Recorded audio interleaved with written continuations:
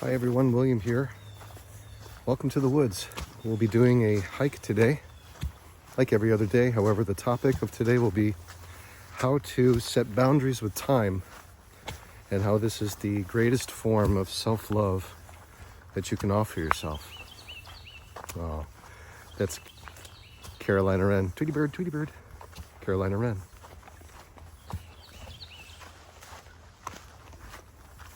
Happy Carolina Wren today.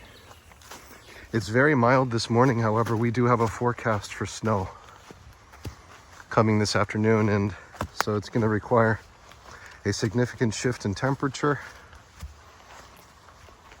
and it's in the forecast, so we'll see. All right, so let's get started here. My name is William. Welcome. I wanted to say welcome. I'm William. I did. And if you're just joining us, if you're just joining the channel, please subscribe. Please like.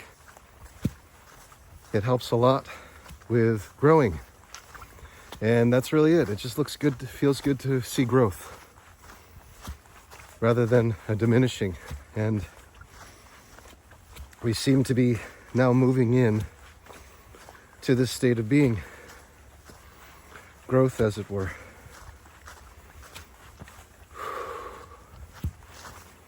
Growth for the United States. Growth for artificial intelligence. In fact, it may very well be that today is an announcement of ChatGPT 5. It's not 5.0. The 4.0s and the 5.0s, they are error producing. And the ones that have a flat number are positively confirming. I don't know much about it, but my understanding is if this is 5, it is an announcement of singularity, and we'll probably talk about that a bit today while we're talking about setting boundaries with time. And so I'm talking to you about speculation, and what this does is it leads to a doorway where there is significant suffering. Anytime we entertain time, there is suffering. And I discussed this quite a bit, that we are the inventors of time. We as humans invent time, which seems really strange, I know. Perhaps it sounds weird, because it's all we do is we construct time with our imagination here in this eternal moment. So you have an eternal moment right now, in case you haven't noticed. This eternal moment is called the present. It also stands for gift. The present is a gift.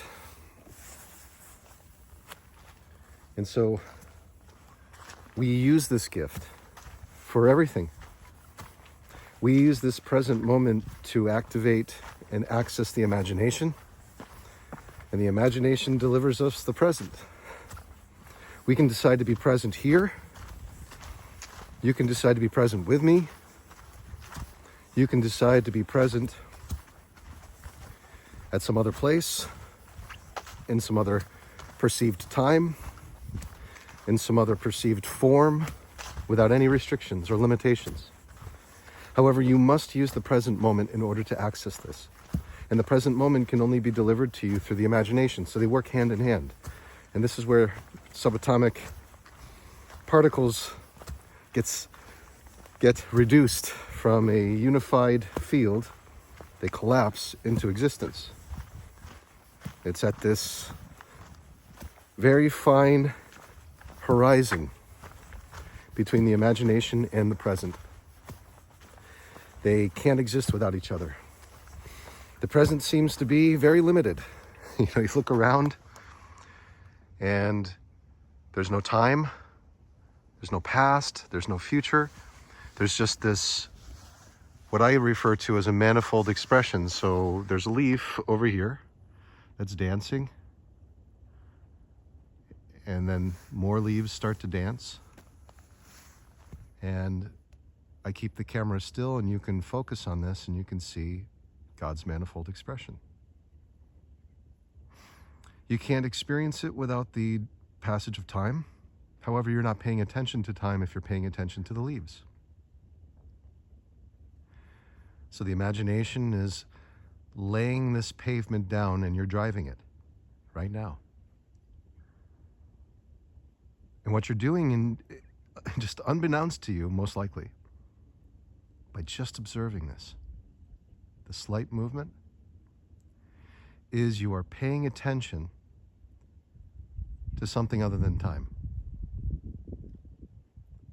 And by paying attention to something other than time, you heal. It is the great escape. At the same time, it is the only truth. If you were to be enticed, fed something in your stream of consciousness right now that speaks to you and says, remember when so-and-so said this to you? Remember when that person did that thing to you? Remember you have to go to work right now, you have to get there, you have to make haste. Well, then you're using this moment to create that perception of time. And that perception of time is a combination, in the example that I gave, of past and future. So right now you can watch God's manifold expression. You can pay attention to each and every leaf. You can pay attention to that. You can see how it's dancing and how it refreshes in your eye.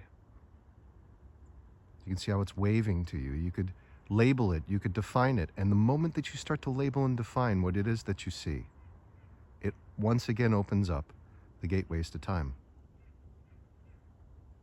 You could say in the bottom right, it looks like an owl's head coming from the branch of that tree. Wrapped in leaves, it looks like an owl. How could that be? Hoo, hoo, hoo, hoo. Looks like an owl. Can you see it? Can you label it? How would you be able to label it if you didn't have life experience? If you hadn't at some point in your life seen what a great horned owl looks like, how would you recognize it? How would you recognize anything? Without definition, without label. So it's not that we can't live without these labels. It's just, if we didn't have them, we wouldn't know how to relate with one another. We wouldn't have any conversation to make, and we wouldn't have an expansion of consciousness, because your experience is different than my experience. And when we talk, we're interfacing. And we are communicating. We are discussing what it is we see and how we see it. And of course, we're going to have differences. And those differences are going to lead to more questions, so we can make more labels. And the more we make labels, the more we construct time. And the more we construct time, the more we lead to suffering. And as we lead to suffering, we have the desire or the wish to be freed of it. To have the casting of these burdens placed on something other than ourselves. So often, we turn to the outside world in this instance of wanting to project and say, this tree is the cause of my woes. It's not true. It's a lovely tree. This tree is releasing free electrons into the environment. Those electrons are passing into the skin of my hand right now. This is a lovely tree. It hears me. It knows me. I walk by it every day. And I use this as an example because your neighbor knows you. You walk by your neighbor every day. And your neighbor is positively charged. And so are you. And so what does that mean? If the two of you are positively charged and you have no ability to be open to the free electrons of this world, well, then naturally you're going to repel one another, aren't you? Yes. We seek out the things that we are attracted to in this world because it gives us a feeling of peace. Somehow, some way. It does. And it has to do with electromagnetism. The magnetic attraction to that which is opposite to us, oppositely charged. And as those positive charges, protons, blend with electrons and they join,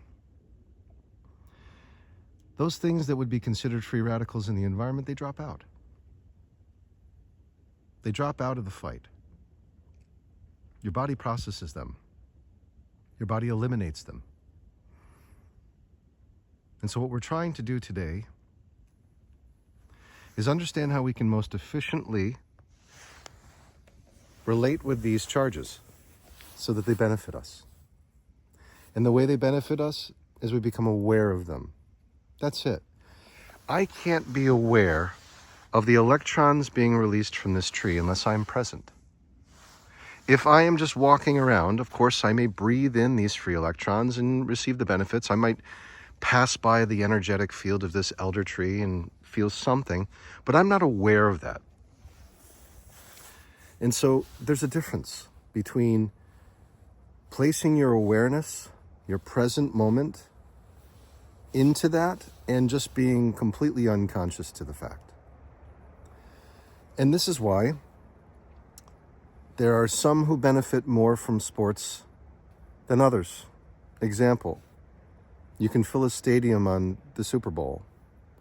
However, there are a number of symbols being used in the Super Bowl, rituals happening right before you, from the snapping of the ball to the coin toss, to the halftime show, to the touchdowns themselves, to the first downs, to the sacks. There's so many different elements. And then you have two sides, of course, two elements facing off against one another that seem to be charged in the same way. Yet one has the ball and the other doesn't. And this changes. So we're looking at scientific explanation of things, bombardment of molecules, particles happening right before you, and then you have all this emotional output. Every human being is an embodiment made in the image and likeness of God, and they're there in the stadium and they are screaming all sorts of things. And all of this energy, all this ATP, all of this adenosine triphosphate, which is the currency of your life, is being used without any direction. It's just being thrown out there.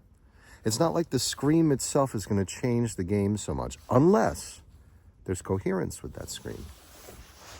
Hence, we cheer. Or we boo. Either way, we are spending a lot of energy in coherence with one another to project an emotion. And this has a profound impact on manifestation. And those who build the stadiums, who run the stadiums, who are watching the game from those VIP boxes, they know. And they also know that you don't know. That all that energy is being put out there, and there's just no one there with an intention set to tap into it but them. Same thing goes with the woods. You walk a path every day, you may not be thinking about how you're walking this path, what this path means to you, how it serves you as far as the free electrons go. You may not be thinking about any of those things. No, you may not. And so, how useful is your sojourn in these woods? How useful is it? Without awareness. Without intention. without ritual. That ritual is I am present with this moment so much that I'm not thinking about the outcome of this game. I'm not thinking about what will be. I'm not thinking about what was. I'm thinking about now by observing it. By observing it, I'm thinking about it. And so what you're doing when you're present with all of this beauty, with all of this symbolism, with all of this meaning, is you are placing a healthy boundary between yourself and time. And it's a meditation and it's a challenge because you see, when you have people screaming all sorts of things in a stadium, especially a football game or perhaps a basketball game, you have this infamous clock that seems to do magical things. Sometimes it stops. Sometimes it's even rolled back. Sometimes it's contested. You literally have a time out in which everyone can be present in this moment and take their time, as opposed to chasing that clock. Yet the people in the crowd, they're not thinking about this. They're thinking about time. How much time remains before there is the opportunity for something to happen, something that is outside of my hands? What kind of reinforcement is being made in the subconscious mind in that moment? You have an individual who says, okay, first of all, I'm not a player on the field. Second of all, my screams can only go so far. Third, I can try to predict these things. I try to do this all the time. I place bets on it. I have my fantasy football league.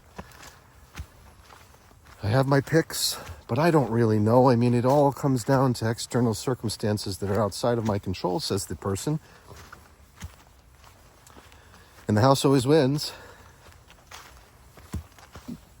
And so you have that type of mindset, right?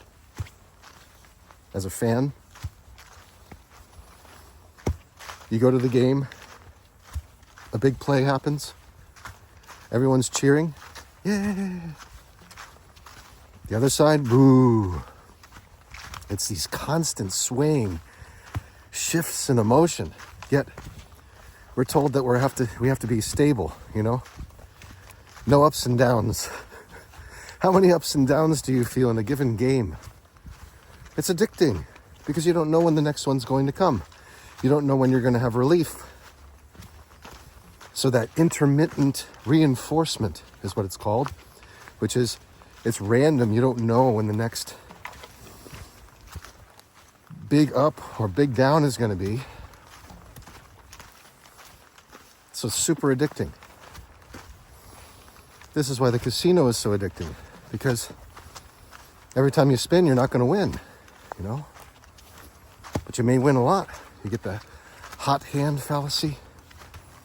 You think because you won, you're going to win again. And there is, in fact, some truth to that. If you think that everything is outside of your control, then where are you? Well, in truth, you are in time. You're thinking about the future, and you're thinking about what's happened to you in the past with your bets, and you're forgetting entirely about the power that exists in you that is presenting itself in the now, which is the unfolding of the result. So you forget about the unfolding of the result until you know for sure, with confirmation, that you have won or lost. As soon as you have that confirmation, you feel it. You either want more of it or you want to get away from it. And so if you want more of it, you're thinking about the future. If you want to get away from it, you're thinking about the past. Either way, you're having this love relationship with time. And you're forgetting about the fact that the only magic that ever occurs, the only true wins that ever occur, are here in the present. So what I want you to do, since I've given you these examples now, is to construct for yourself an experiment. If you are a fan of sports, which many are, I am too, of course. I played sports growing up. I played a lot of baseball more than anything. However, I did observe a great amount of basketball and played just for fun. Had my own hoop in the backyard that I could dunk, lower the rim kind of thing. So it was fun.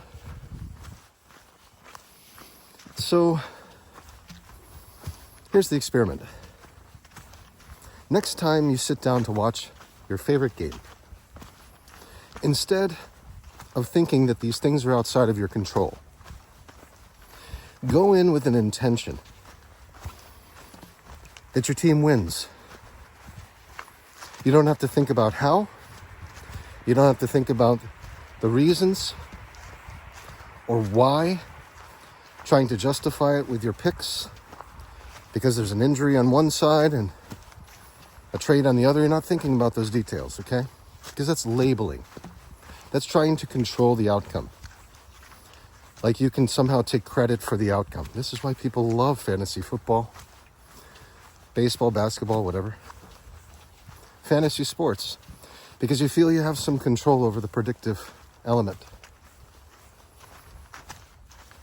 Because you're choosing the plan. It's like Moneyball, You're choosing the team. Therefore, you have an influence. But the way that you're choosing the team, in most instances, I would argue, have to do with statistics, have to do with that hot hand fallacy, have to do with physical situations like if they're injured or if they've just come off of an injury.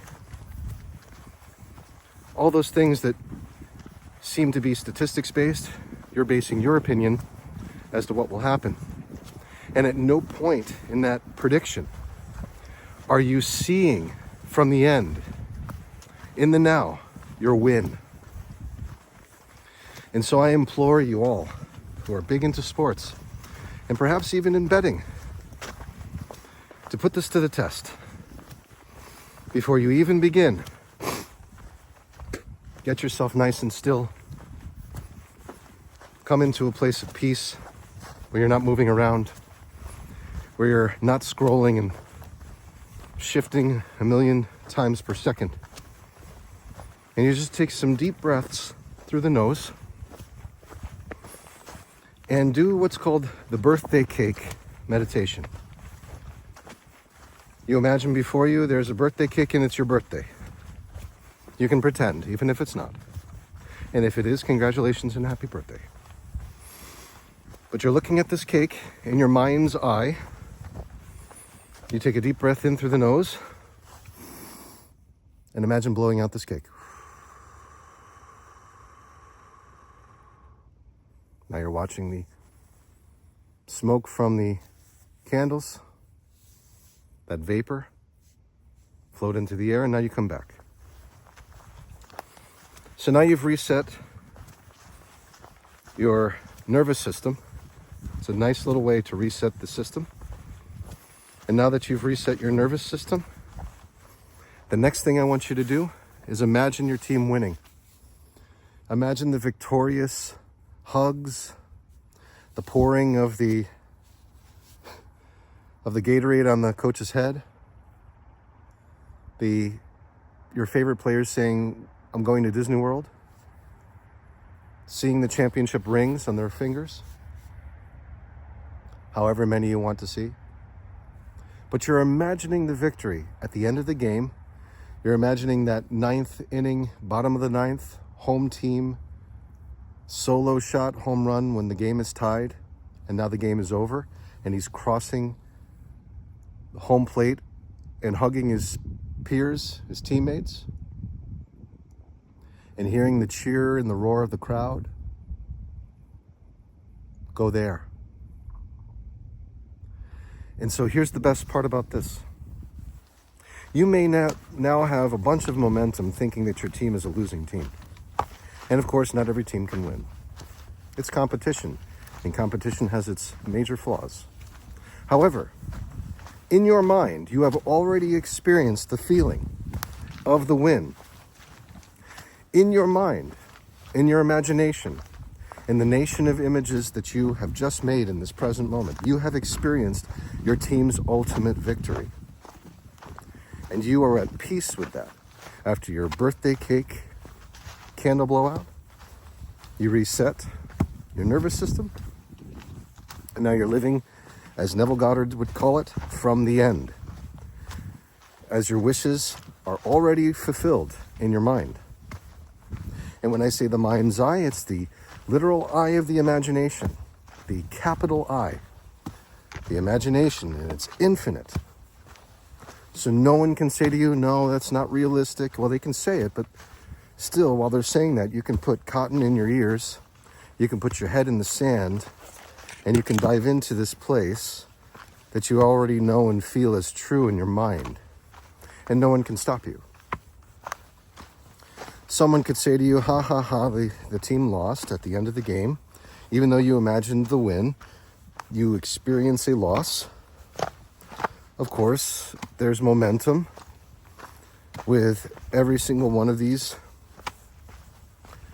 elements of life. If you've thought about them enough, they have momentum. So you can't just expect to stop a huge monumental wheel that is in motion through a single session of sitting down and being still, short of some incredible miracle. Albeit it's a great practice because you've already felt the win. It suddenly makes it much more bearable if the result is not as you once saw it in your imagination happening before you. So if it's different, it's not as painful as it was. Because you can have a game within a game. Let's say you come back from the imagination, the game is over, and it appears that your team has lost. When you wished and imagined living from the end with that beautiful victory, you're going to have a smile on your face while the person before you is mocking and laughing. Unbeknownst to that person, they're experiencing a win, thinking that you are experiencing a loss, and they are attracting into their life the exact opposite situation, where they lose and someone is mocking them. And the reason for this is scientific. And it is in direct relation to Newton's third law, which is the law of every action, there is an opposite and equal reaction. I'll say that again. For every action, there is an equal and opposite reaction. Which means if someone is saying ha ha ha, then at some point in time, the karmic return is someone says ha ha ha to them. It's very simple. But what happens if you, while listening to that, are having a communion with the mind of God through the imagination, and you're experiencing the win? And even beyond that, let's just say, for example, you have it set so that if anyone ever came to you after a loss, an apparent loss, and said ha ha ha, that actually was a cue that you were to receive $1 million. And so you hear the ha ha ha and you say, oh, I have a $1 million opportunity right now. It's flashing before my eyes. This mockery that once would derail me and cause me to fight back and be vengeful now becomes a trigger for me to be mindful that I am earning $1 million. And what would that be like for you? Because it's not just $1 million, it's how you're going to spend it, how you are spending it, how you're enjoying it, how you're enriching your own life and the lives of others. It's all those things, all in one. So now you understand, or you should understand, that that is happening in the present moment. You are paying attention to the now. You're not thinking about the loss, which is the past, and you're not thinking about what if they lose again, which is the future. You're paying close attention to everything that is being presented to you by God's manifold expression, including the mockery of your rival or your friend who you are annoyed with in the past, you were annoyed with in the past, but you're no longer annoyed with, because you are using that person's responses for your own benefit. And it's on them. If they are unconscious of the whole process, then it's totally on them. And you never have to explain it. In fact, it would be wrong to do it, because it will lead to more opportunity for them to say, oh, you're just jealous or you're delusional, and you're doing this because you can't handle the loss. And should you do that and say, I'm just living in my bliss right now? Oh yeah, because your team lost? It's just another $1 million. It's defined as another $1 million. So what do you do with that? Well, you're starting your favorite business. You're buying your favorite house. Is $1 million not enough? Great, no problem, because the imagination can make it any quantity that you want. At some point in time, $1 billion is enough to buy anything on the planet, just about. Save maybe some of the more ridiculous yachts, whatever it is. Make it that quantity that you need in order to acquire anything. Or you could just remove money entirely from the situation, even though it's nice to imagine that because it has practical applications in life, receiving large sums of money. The same thing is going to occur, the acquisition of large sums of money, if you're just imagining living from the end, cruising on your favorite yacht. It's just as effective. So you can have whatever mockery, whatever judgment, whatever label of you that you stumble across on social media in a comment, or that you overhear and take personally, you can just make that part of your meditation. And this is what I mean when I say, by placing boundaries on time, which is the same as placing boundaries that you will not use the imagination to construct situations in the past and relive them, or speculations of the future and try to live them even though they're not real, because they haven't happened. And in the situation of the past, it's already happened. You're setting boundaries to no longer access those things, to no longer construct those things with your power. And what you're doing then is you're taking your reserves of energy, your ATP, which you get through breathing, and the conversion of glucose and fat. You're dedicating all of that energy towards seeing yourself happy. And it has a tremendous benefit for you. You're seeing yourself as happy. You're seeing yourself as wish fulfilled, no matter what's going on in your external world. Lots of catbirds out today. You can hear them meowing.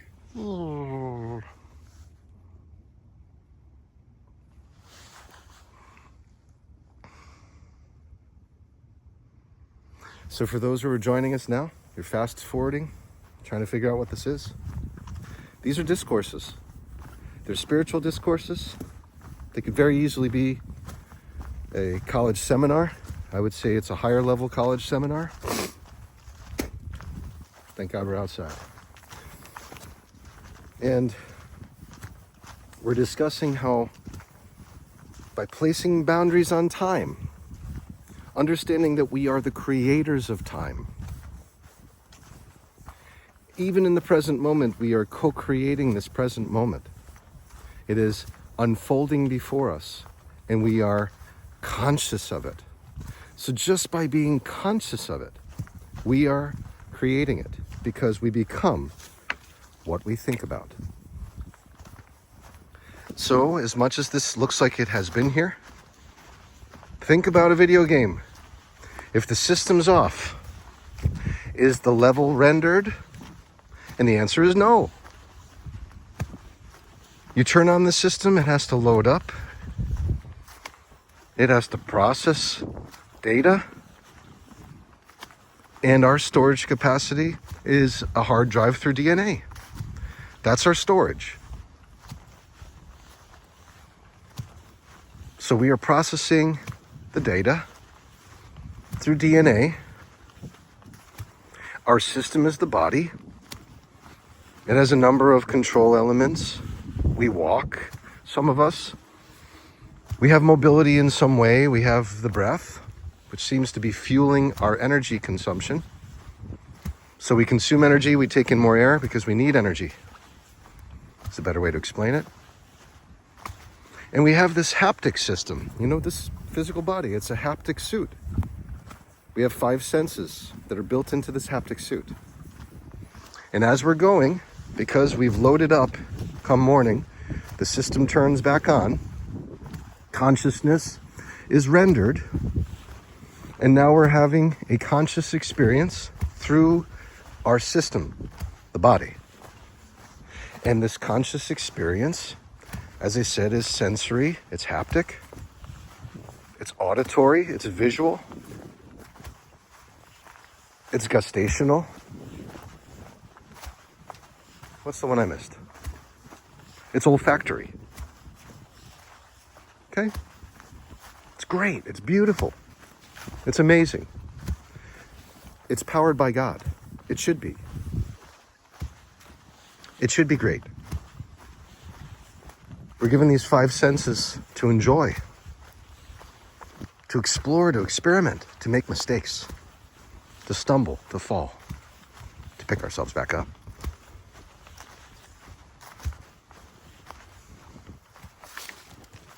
To taste things, to know what we like versus not.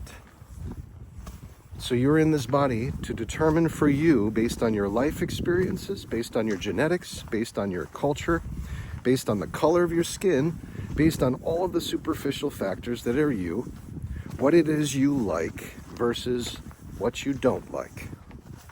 That's it. It's important, but it's certainly not everything. Because before you came into your body and turned the system on in the morning to start playing again,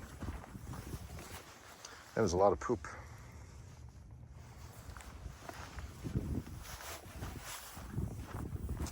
Before that happened, let me ask you, were you dead? And the answer is no, you weren't dead. Your body was on sleep mode. Your system was on sleep mode. And it was recovering. And it was compiling data from the previous day in order to render the perfect experience for you in this day, the one that you desire the most. How does your system know what you desire the most? Well, it's whatever you play the most, man. What do you play the most? How are you using your energy? Where is it going? Are you catching on?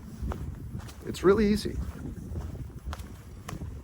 So the question then becomes, how long until something changes? Well, that's time.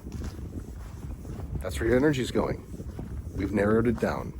If you're asking why, you're thinking about time. You're thinking about the past. Why did that happen? Or why is it this way? I don't understand. It's because you're not paying attention. If you were paying attention, you'd realize the label doesn't matter. Nor does a judgment of it. Nor does a judgment of your observation of that matter. None of it. That's all based in time. And because we have so much momentum with time, as humans, because it's built into our DNA to fear things, we are so obsessed with time. So obsessed that we'll wear these trinkets on our arms that some will pay a third of their income to acquire. You know, that's how it was stated about John Mayer. He spent a third of his fortune, of millions, purchasing this symbolic representation of God's manifold expression of time. And what's really wild about it is there is time, there isn't time. There is time, there isn't time. It's one or the other. And it has to be both. That's why it's fun looking at a wristwatch, because there is time, there isn't time. There is time, there isn't time. And then there are these magical moments where you haven't been looking at your watch for a while, and you look over. This is a manual watch now. It's been perfectly wound. It's functioning just right, you know, atomic clock, all that.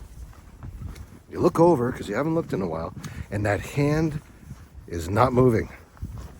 And you're thinking to yourself for a moment, wow, that hand is not moving. And then there is time, there isn't time. There is time, there isn't time. So it's nice to receive that miracle expression through the wristwatch. It shows you how time is not real until you pay attention to it. And when you pay attention to it, it is real and it isn't real. It is real and it isn't real. And the same thing happens when we entertain the past and future.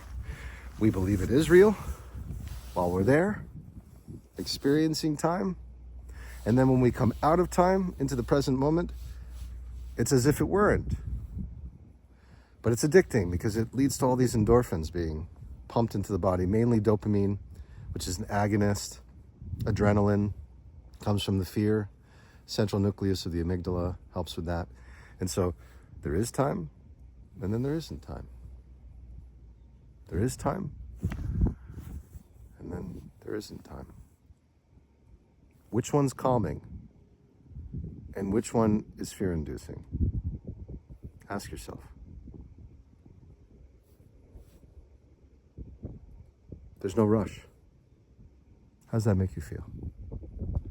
Don't worry about time. You got all the time in the world. There's no rush. Time is not a factor in this. How does that make you feel? Versus, hurry up. Listen, we got to get moving here. I know you love this. I know you're happy, but we got to get going. Listen, you got to be on stage in 5 minutes, man. I know that you're worried about this, but we got to go.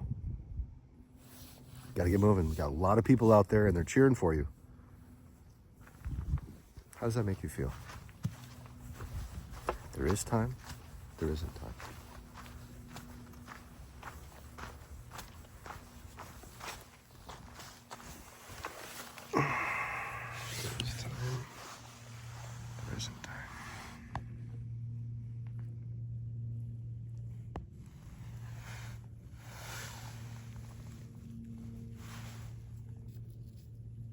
How does it make you feel?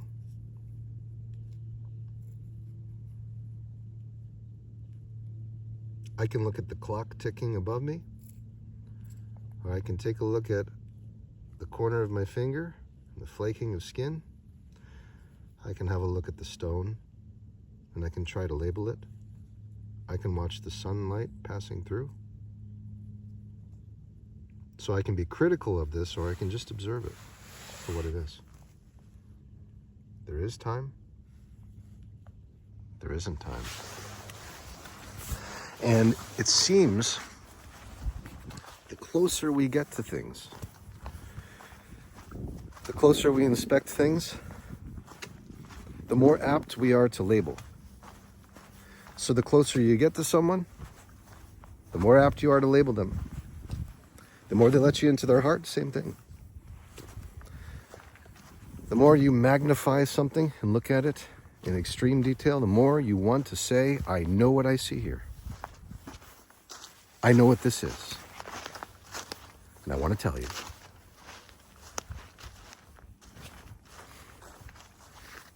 So, when we add more detail to something, which is a more profound, detailed definition of something, or a judgment with detail, it seems to cause more harm than good. Very interesting to me, that fact.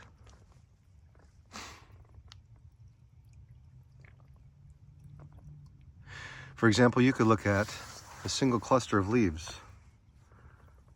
You could look at a cluster of leaves here. And since we're zoomed in, and there's so much movement, it just doesn't look as comfortable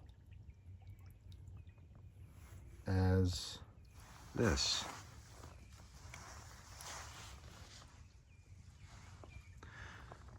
So the more you distance yourself in perspective from something, the more fluid, organized, and serene it appears to be.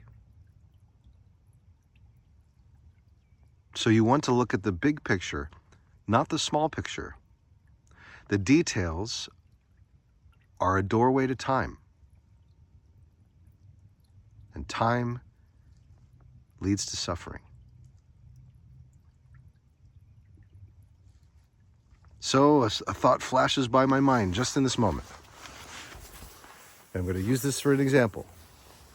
It's the statement in your mind, your children are not with you.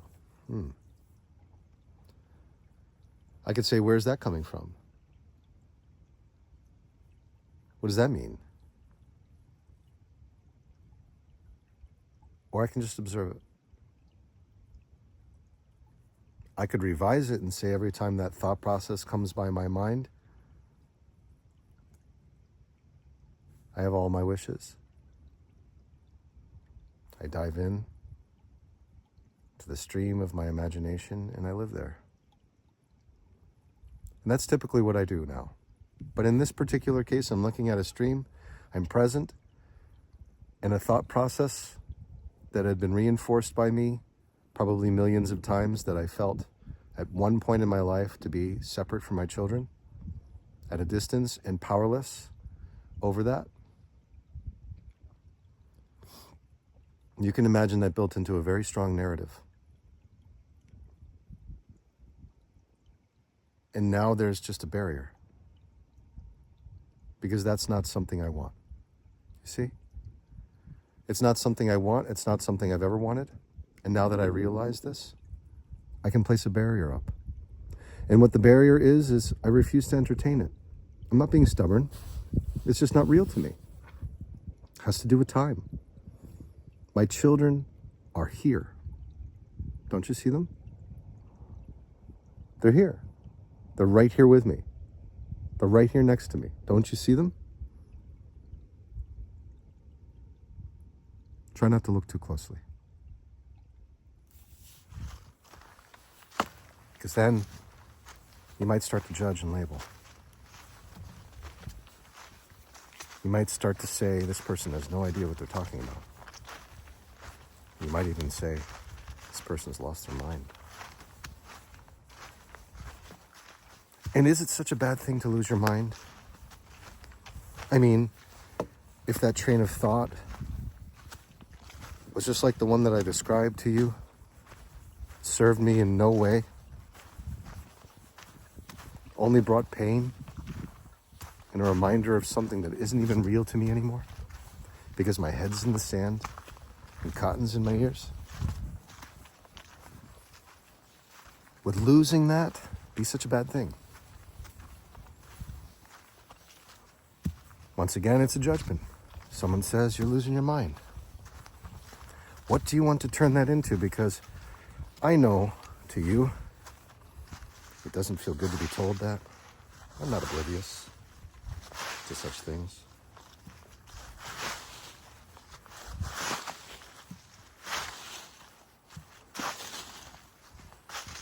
You know, people don't like to walk this trail and step in poop. And there are some people who have no problem taking huge dumps here with their horses. Because it's the people taking huge dumps, you know?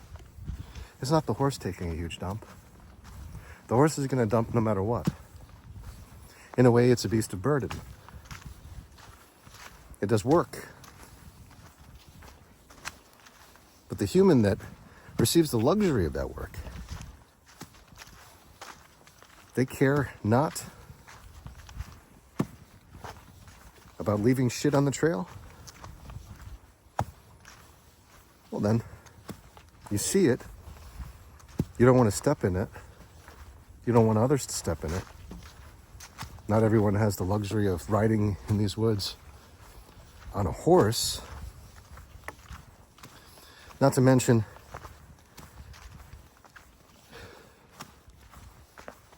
Not to mention, no bikes, horses, or vehicles are allowed on this trail. People do it anyway because they don't care enough about your opinion, and they don't care enough about you or this environment or the fact that people come through here cleaning the trail every single day, such as myself, to have a proper, beautiful walking experience without having to step in a huge dump. A monumental, very good and fertile dump, but fresh as can be. Fresh to the nostrils.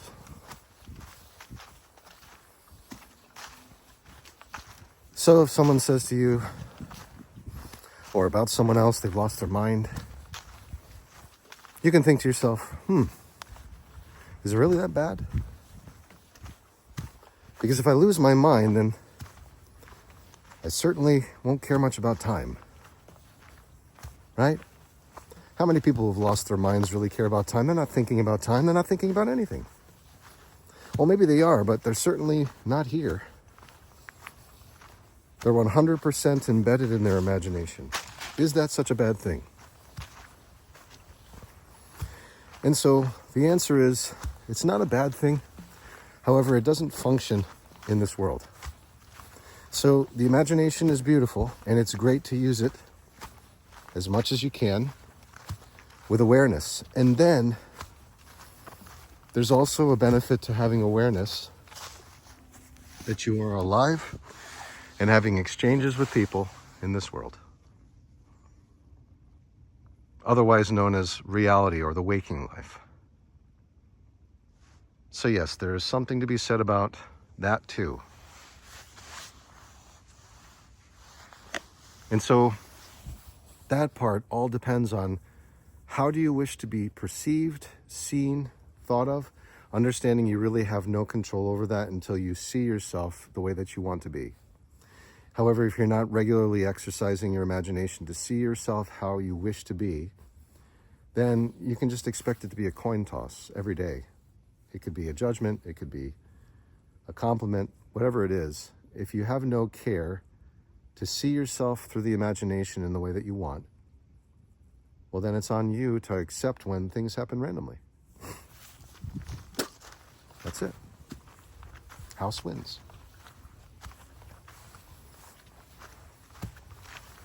It's the same thing as going to the sports game. You don't know who's going to win, and you haven't paid any mind to who wins in your mind.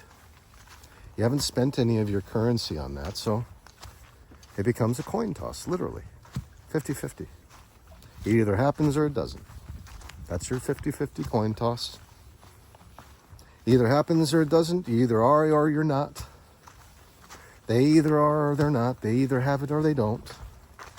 That's how it goes.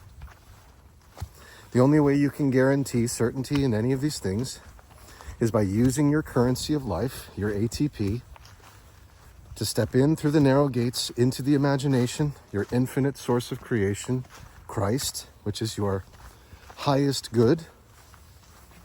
You use the imagination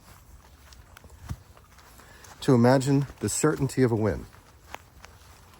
However that win is. It could be you get the thing that you want on the menu, your team wins, you get that job, you have a large, steady, dependable income consistent with integrity and mutual benefit, you have perfect love, your health has returned since it's always been there, perfect health. Your loved one who you believe to have lost comes back, somehow miraculously in the form that you never could have expected, but you just kept seeing that person being in your life, and so now they're here.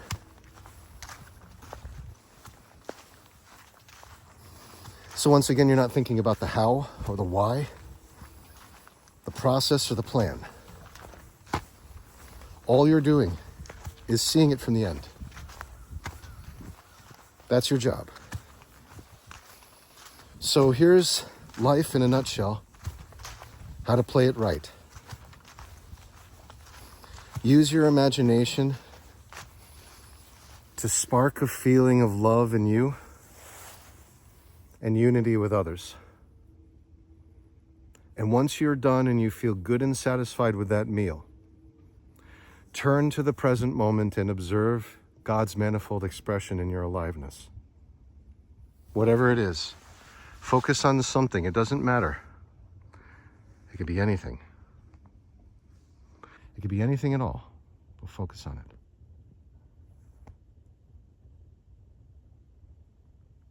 Observe it.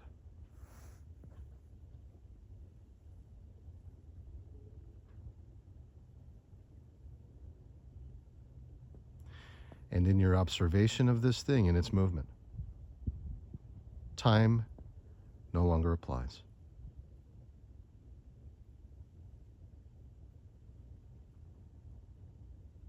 And while time is no longer applying to you, you are not here. You become one with the source that is making this move, that's giving this an animated life, even though it's already fallen, even though it's already had its lifespan, somehow dangles from this branch with enough force to move the entire structure itself. And you're observing this. And it's here for you.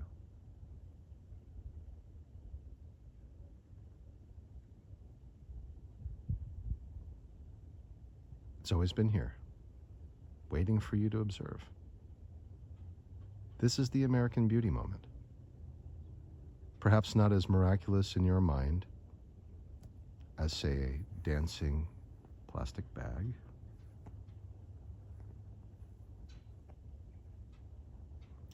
But if you were to look close enough at all the ridges of this leaf, at all the veins, and its absence of chlorophyll, and its stem itself, you could find any number of stories happening all at once.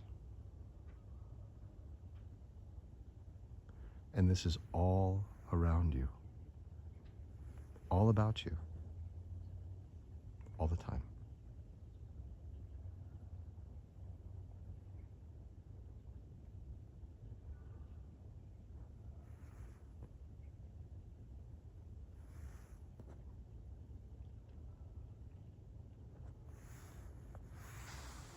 So this is how we forget about time. This is how we get lost in the now. So it is an interface between going into the imagination and seeing what you desire and feeling that bliss and feeling the response from your body. Blowing out those birthday cake candles. Resetting your nervous system.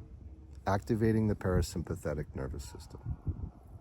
Your body feels there is no harm. Nothing out there to cause me harm.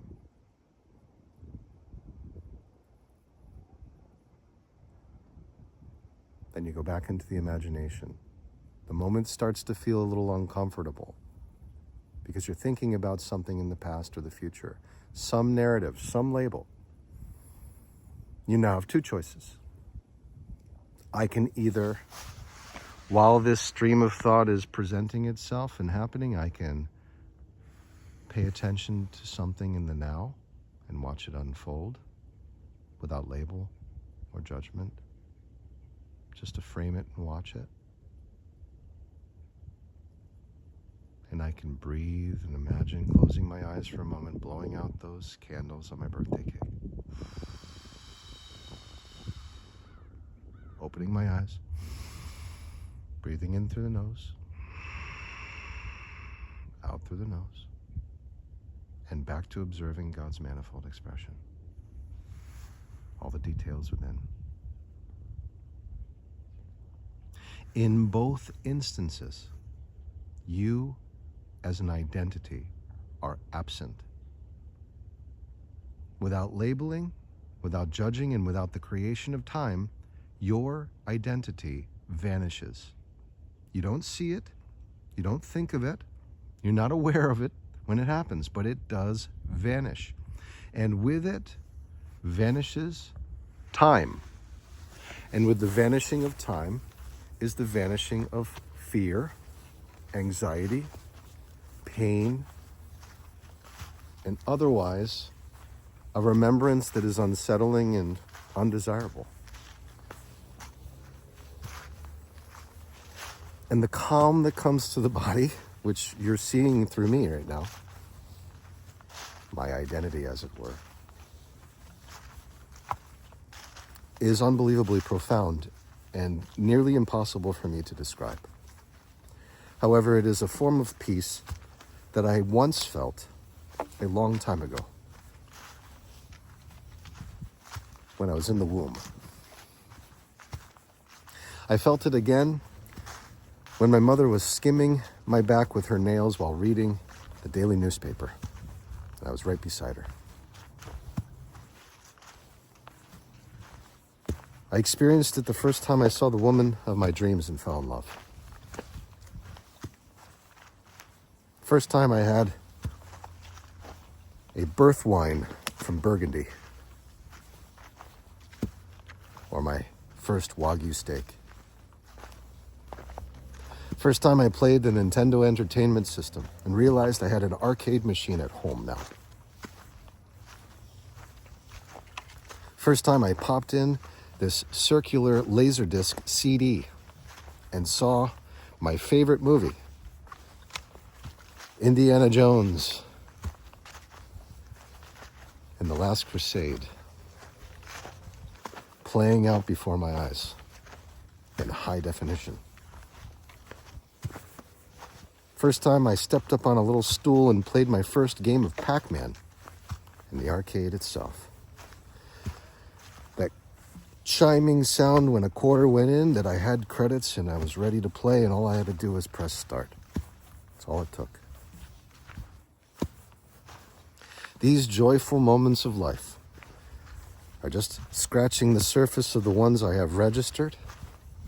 And once again, they do not compare to the feeling of peace that I have running through me right now, because I am not here. I'm not. Because I'm somewhere else. Somewhere that is free of time. Because I have consciously put up the barriers. Placed barriers consciously, preventing time's interference or creation. So time is not an enemy, nor is your ego self, nor is your identity. These are creations that we make, and we decide to make them. By playing this game, we play a role. We take on a role. Otherwise, there's no game. You can't have a game without a role. So we have to take on a role to play the game. And we do, and we attach a bunch of things to it. We attach our education, our parents, our upbringing, our community, our home, the color of our skin, our physical attributes, our abilities, our lacks, all perceived. And they build into a personality. Everything else that you would ever acquire that leads to you labeling things becomes part of this personality. And the more you label things, the more fixed it becomes in your personality. Until you decide that you have had enough of time. And the way that you decide that you've had enough of time, the sign of that is that you felt enough pain for a lifetime. And it's in your body, and every time someone says something that irks you or does something that seems to violate your freedom, you feel that pain spark up in your body again. You want nothing to do with it.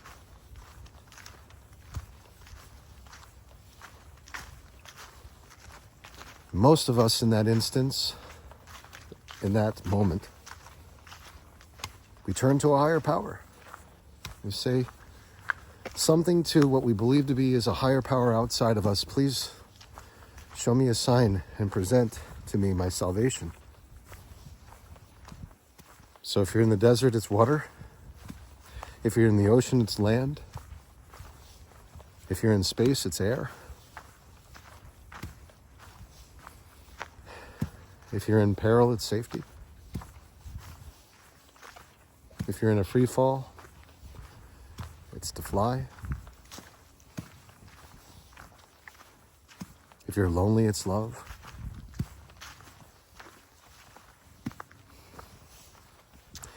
If you're hungry, it's food. If you're thirsty, it's water.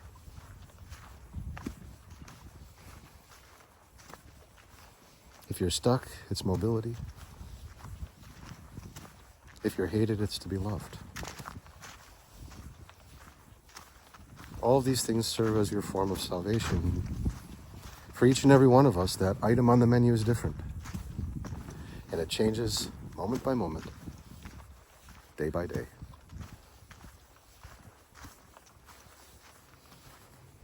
Until we decide to pick up the controller and use it. First time you pick up the controller, the movement is sloppy. And you're going to say, perhaps, in some form or another, this will be your ego echoing, saying, forget this game anyway. It's not that fun. Yeah, others are good at it, but, we've got our thing. Woe is me. However, there are the courageous, adventurous ones, or those who are simply so tired of pain that they have no choice in their mind, because there's too much pride to take their own life. They have to barrel through. I would say I'm one of them. Stubborn as can be, tired of feeling pain, and no way I'm going to cop out and take this life, though I had considered it. I'd even declared it once, right there on YouTube. Even had a plan of how I would do it.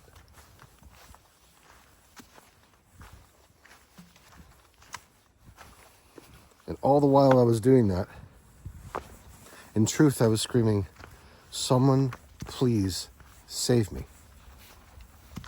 Someone out there, please hear me and save me. I don't know how. I don't know why. But save me. That's what every person, in truth, thinks when they're considering taking their life.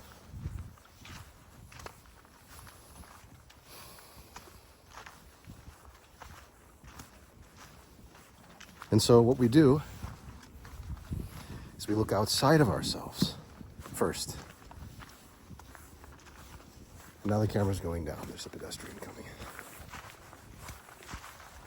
I'll come back to this. This is an opportunity for me to practice presence.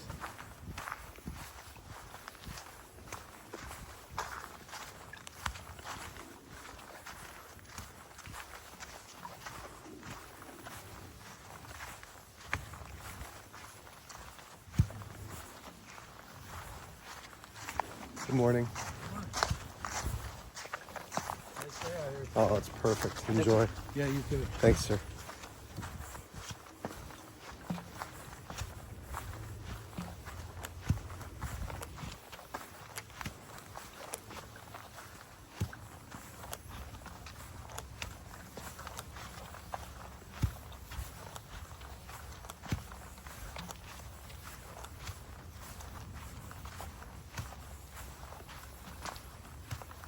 Yeah, I know for sure that each and every one of us who's ever considered ending this game of life abruptly by smashing the system to oblivion, or just pulling the plug on it, pulling out the cables, dousing poison on it. Before all that, before puncturing a irreversible hole, blowing it out, before bashing it with a hammer, we had thought, someone please save me from this and show me how to play this damn game right. I want to learn. I want to know how. And I don't care about why so much as I wish to learn.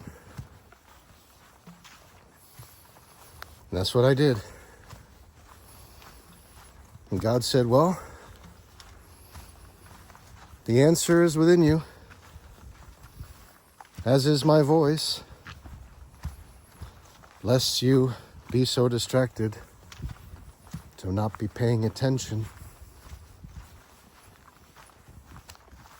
And I had all the answers. They were in my possession. But that's not enough, you see. Sometimes we have the manual right in our hands. You could be holding a gem like Feeling is the Secret by Neville Goddard. You could be holding 3 Magic Words by U.S. Anderson. You could literally be holding The Game of Life and How to Play It by Florence Scovel Shinn and be oblivious and be dismissive of it. You could be holding the Bible and reading it because you have to, out of obligation. Same thing with the Holy Quran. Same thing with every religious text, the Bhagavad Gita.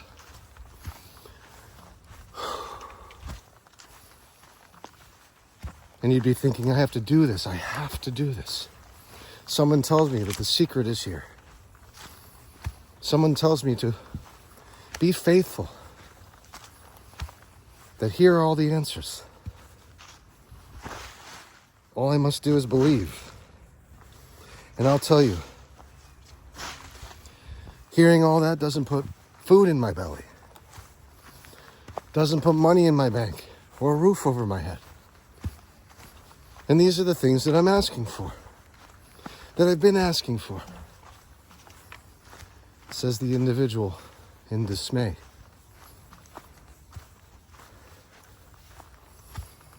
So the knowledge is all there. The lessons are all there. However, the person is not a reader. They're not absorbing it. And that's fine. God says, okay, in his own miraculous way, I'll show you another avenue. And that's what God does with synchronicities. He just keeps showing you avenues. Avenue after avenue of things aligned with your highest good that you just need to step into. Aside from stepping around, just observe them. And they'll eventually make sense in the way that you need.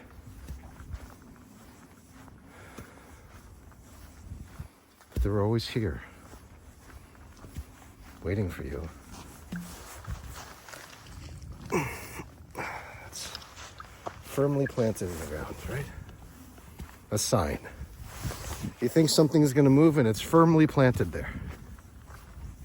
So you keep going. That's how you move. You experience the resistance. You experience the injury or the error. And you keep going. You don't get stuck on it. Harping, kicking it. Why doesn't this move? No, you don't ask why anymore. Why is a dumb question. Why is a question of the week? You know why it's happening. You asked for it. You said, Lord, show me the way. Please. Think the Lord shows you the way by just giving you the answers? Forgive me for laughing. But that's not the way it goes. The Lord's going to deliver you synchronicities, and you're going to have to look at them differently. You're going to have to approach them differently. You're going to have to observe. And I mean truly observe. For the first time in your stubborn life, said God to me, trust me.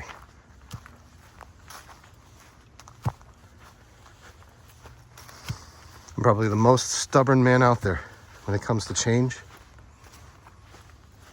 until I see the benefit in it, and then I dive in.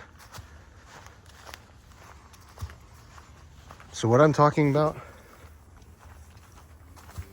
sure, it brings wealth, it brings health, it brings joy, it brings unity, but more than what it brings is what it removes. And it removes pain. It removes suffering.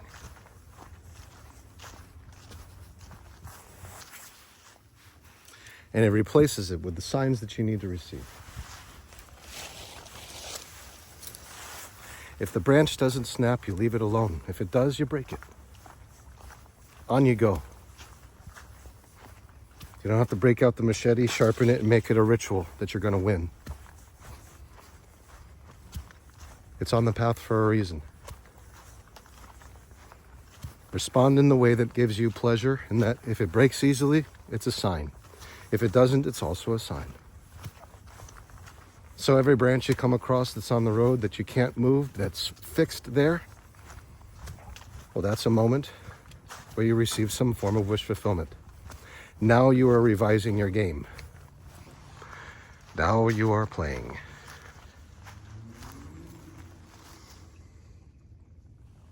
You see? Now you're playing the game.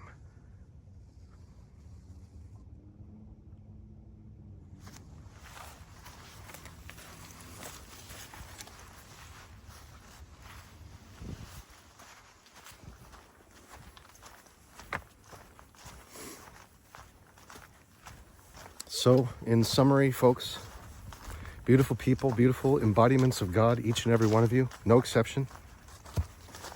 What we are doing is we are placing boundaries up. Boundaries between ourselves and time. Lord, please show me the answer. That is a person who has yet to put up boundaries with time. They're thinking about what has happened. They're thinking about what they have to do and how there is some evidence of something in between, but that thing that is in between has no more value because it has brought no solution. That is a person with nothing left to lose. You can recognize them in that way. And Lord, I pray that you recognize them and tell them that they're not alone. And tell them that actually that moment that they are fleeing from, more than all the others, more than the past, more than the future, is their salvation. How strange is that? The place that we fear the most is, in effect, our salvation. So when you're in the ocean and you see no land, you already know that land is your salvation. So what are you going to do while you're in the ocean in the meantime? You're not going to be stuck thinking how the sharks are now approaching, how there's no escape in sight, no place to go, and a tiring body. No. You're going to take the deepest, most profound breath of your life. And you're going to fill those lungs more than they've ever been filled before. And that's going to become your flotation device. While you kick back and float and look at the free roaming sky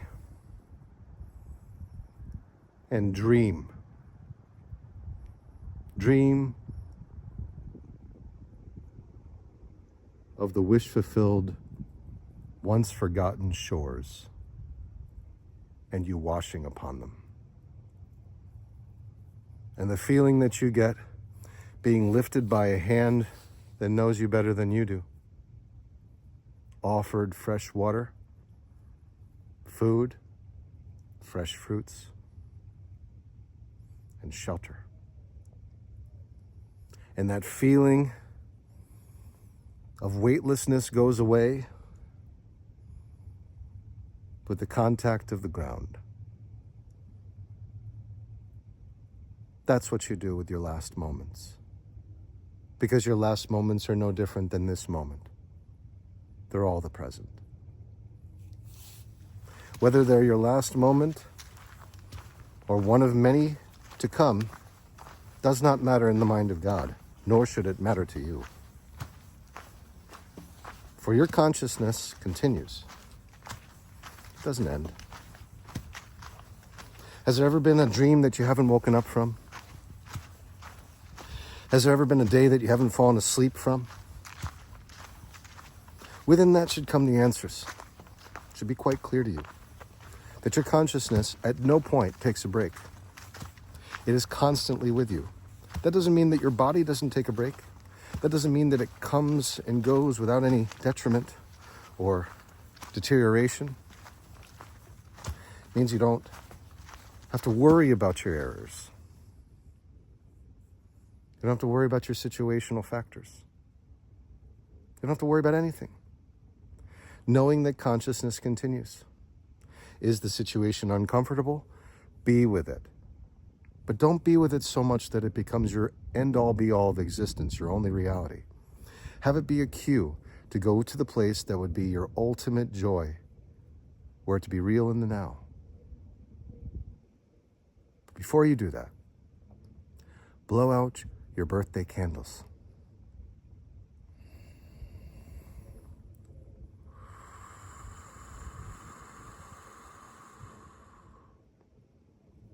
Instead of doing it once a year, you can do it as many times as you want in a day. And then you go to that place, the place that you want to be in. And you've used your imagination, you've tapped into it, and you've become present in the absence of time. You observe, I am alive. And it's not, I am alive in a body and it's miracle. No. It's, I always have been. I always will be alive. I am God's manifold expression before me, happening. Would you dismiss an atom in your body for being small? Of course you wouldn't. So don't dismiss yourself for being an embodiment of God amongst billions. There are 7 octillion atoms in your body. 7.9 billion on this planet, people. These are big numbers. But within each and every one of these numbers is an infinite intelligence that knows no bounds, finds no differences between things, and is unified with Christ. Every atom, every cell, every body, every human. So rejoice. Blow out your candles. Go to that place where your team wins, where you get the job, where you have the money. Go even beyond that, where you're just sitting on those destined shores, having survived all situations of peril. You have arrived. You are already there. For constructs of time are man-made. This means all experiences you ever had or ever will have already exist in the mind of God. For God is not held by any binds, and that includes space and time. So since God is boundless, all things that you ever experience have already been created in his mind. So go there, because it is real to God and soon to be real to you. As we cross this bridge today, about to experience a significant snowstorm. I want you to know that we're coming into incredible changes. And I'm not going into the political elements of these changes. However, I will say to you that the rules that we have discussed regarding the game of life apply in the same exact way, no matter what is being presented to you. So if something appears as unsettling, be present with it. Use it as a catalyst to go into your wish-fulfilled state of being and dream. See it as a cue, not as a crutch. Anything that bothers you.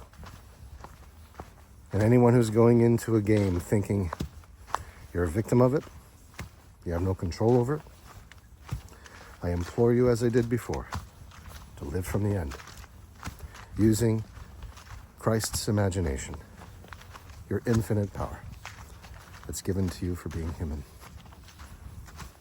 To move through this with grace, whatever it is. Release and surrender it by saying, Lord, I cast this burden on the Christ within, which is the infinite imagination. And I go free to enjoy the things that I wish for and know are true already in the mind of God. God bless you on this day. God bless the United States of America and this amazing, incredible shift and change that we are experiencing. And thank you for watching. Please like, comment, and subscribe if this has moved you, and share it with those who will benefit from these words. God bless you all.